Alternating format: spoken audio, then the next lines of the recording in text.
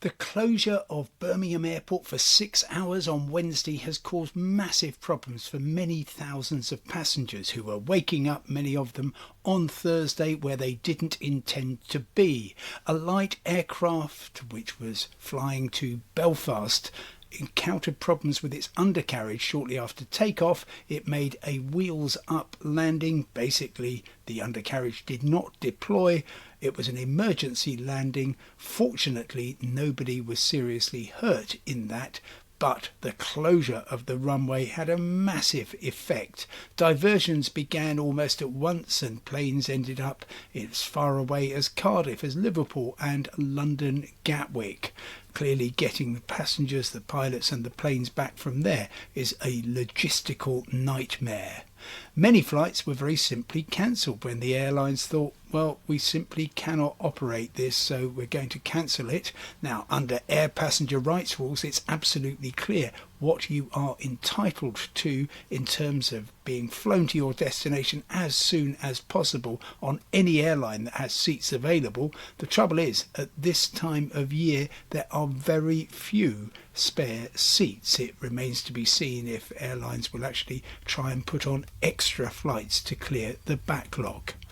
For people arriving home wearily from their holidays, well, it was a pretty dismal night. We saw Ryanair flights from Malta, from Dublin, arriving in the early hours, 4 hours behind schedule. I guess the passengers will at least be glad to be home.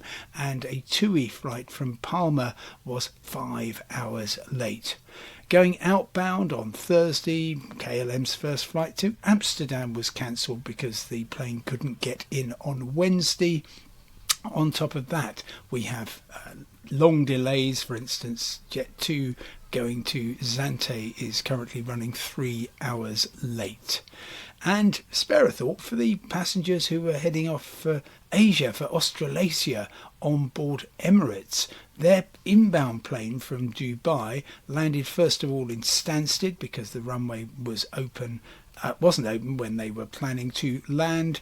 It then flew on after a delay and refuelling to Birmingham, but unfortunately the outbound flight was then over 2 hours late, which inevitably means many missed connections for passengers in Dubai. The big question lots of people are asking is, looking at the pictures, you could have got a tractor and a rope and towed the plane away with 10 minutes or so. But unfortunately, things don't work like that. First of all, the air accident investigators must have a look at what happened, learn some lessons for the future, and then there needs to be a full check of the runway to make sure there is no damage and flights can safely resume.